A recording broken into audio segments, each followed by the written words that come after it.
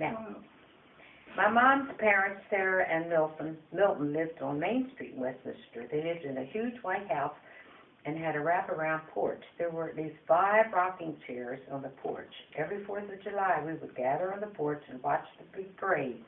The porch was decorated with American flags. We kids sat on the porch railings and would clap as the parade went by. After the parade, we walked to the public park in town, and we would be entertained by the Westminster Band.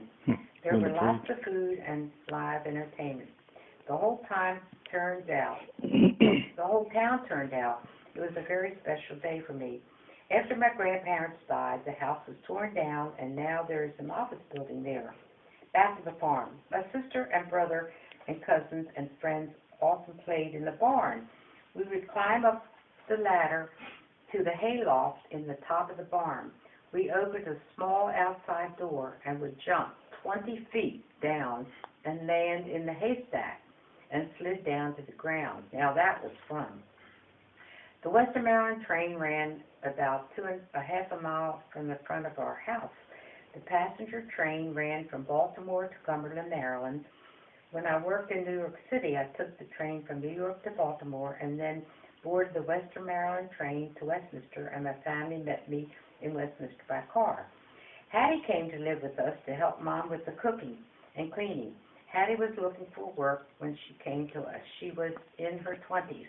Hattie lived in an apartment over our garage. What a sweet, refined lady. She was very quiet but had much wisdom. She was with us for 11 years. She met a man named Clarence, and they were married. She and Clarence are living in a small farm near New Windsor.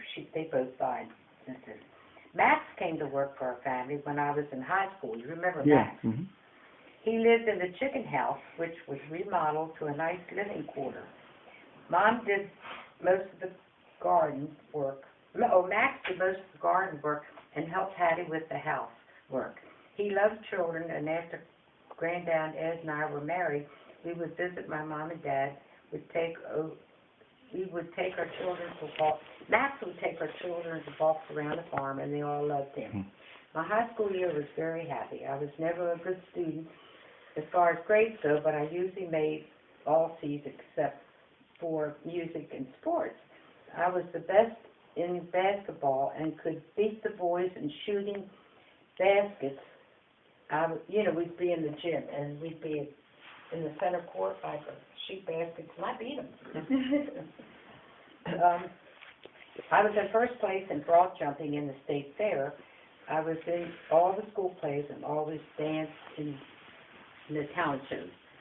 I fell in love with a boy named Billy, and when I was 16. He was a year ahead of me in school. I dated him for 5 years until I met Granddad Ed in New York. What happened to Billy? I love Granddad more.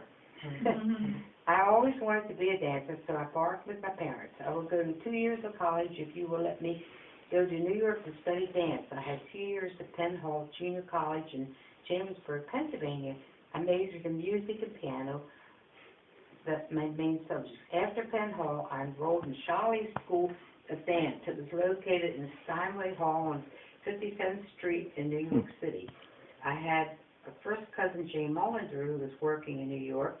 She lived in an Episcopal home for working girls, so I lived in the home while I attended school. I know my parents felt good that I was living with Jane, and she could keep an eye on me. In dance school, I studied ballet, tap, Spanish, modern, jazz, and ballroom. I was graduated with the New York State Teacher's Diploma of Dance. I was supposed to go back to Westminster and open a dance studio, but I asked my father if I could try and get a dancing job in New York because it would be good for publicity for my studio. I auditioned for one of the Broadway shows, but I didn't make it. Then I heard the Rockettes at Radio City Music Hall had auditions every Tuesday. I auditioned with 6 other girls, and I got the job. Now remember, I was a shy country girl and had never danced on a big stage before. My first show was the Christmas show, and each Rockette was dressed as a Christmas tree with lights on the back. We pressed the battery button on the front of our costumes, and the lights on the back would go on. At the end of the number, all 36 Rockettes bowed together.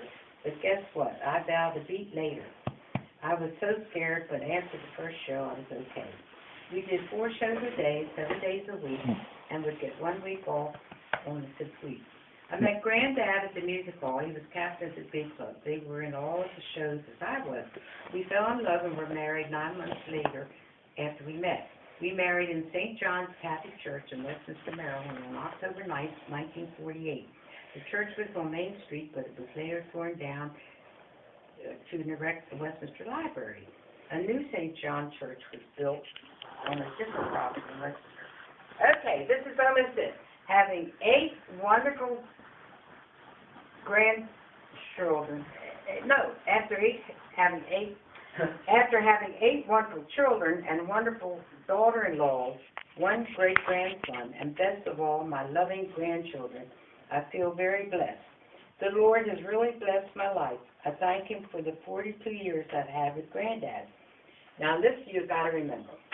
Remember, when I'm gone and you are walking in the woods in the fall of the year, and your feet are brushing the fallen leaves and the sun rays are shining through the trees, think, Nanny would love this. And I have all the grandchildren listed.